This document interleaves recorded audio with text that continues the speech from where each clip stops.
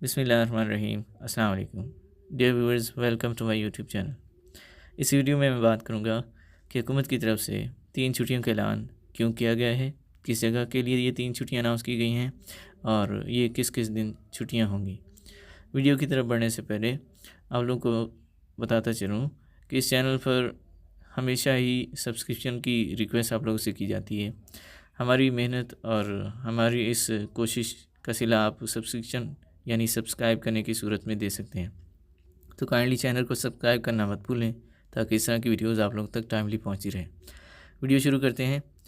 जैसा कि आप लोगों को पता है कि इस्लामाबाद में शंघाई ताउन तंजीम का इजलास यानी SCO का इजलास मुतवक्किल है, जो कि 14 से 16 अक्टूबर को होगा।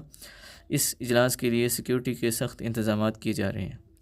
इन सिक्योरिटी के इंतज़ाम में जुड़वा शहरों में 3 दिन छुट्टी का ऐलान किया गया है, जो कि 14 से 16 अक्टूबर तक होगी।